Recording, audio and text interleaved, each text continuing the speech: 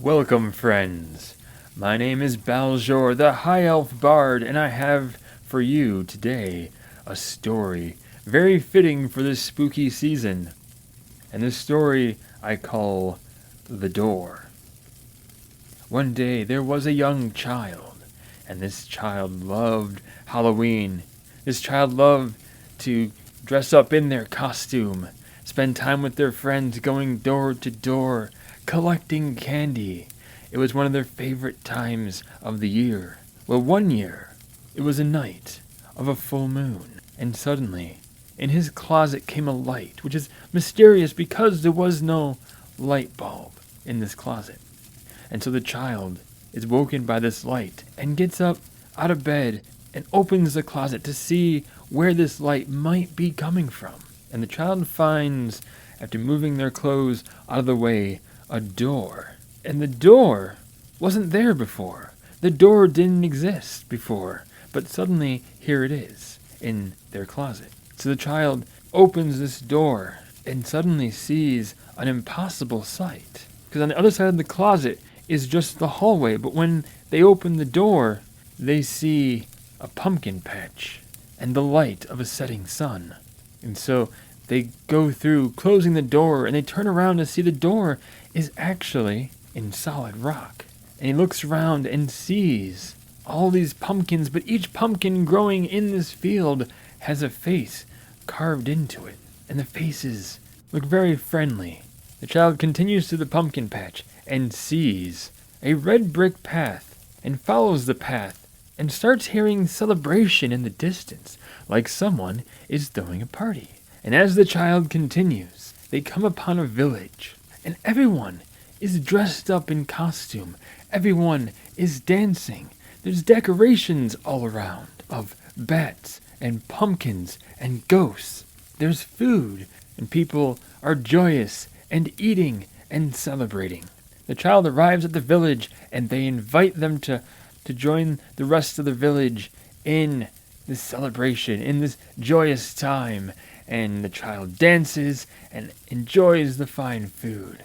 The celebration goes on for quite some time. The celebration continues until suddenly a strange sound, a sound kind of like an animal, is heard in the distance.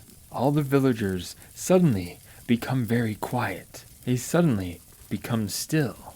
The child is unsure what to make of these events. But then the villagers urge the child, tell the child to go find the source of the sound.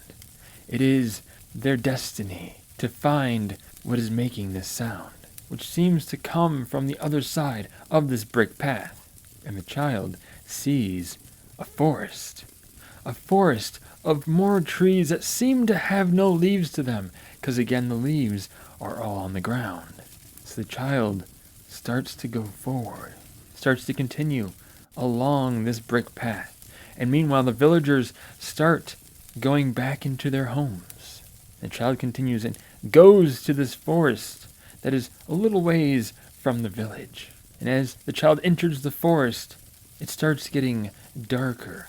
In fact, it gets darker the further the child ventures into the forest.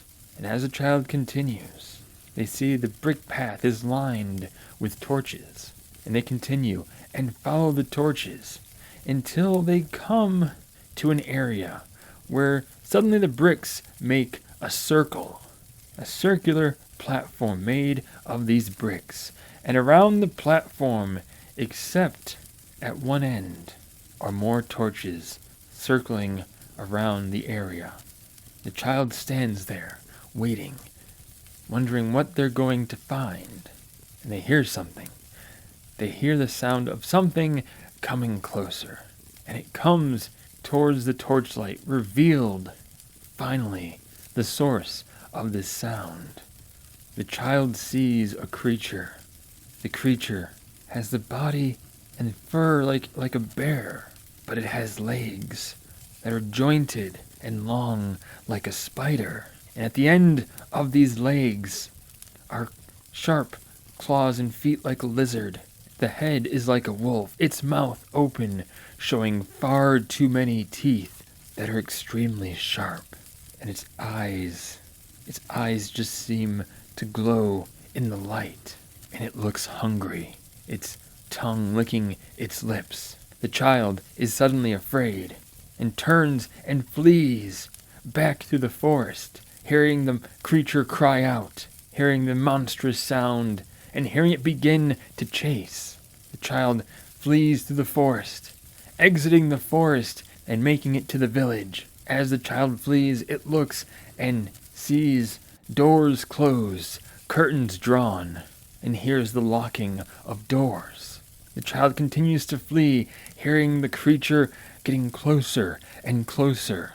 The child makes it to the pumpkin patch and runs through the pumpkin patch, seeing the pumpkins, but now the faces look less friendly and have a more sinister smile to them.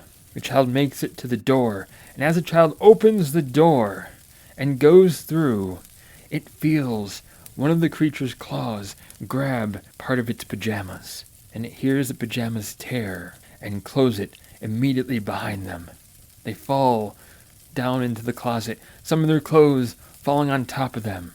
The child stands up and starts to wonder if that was all real, if that actually happened.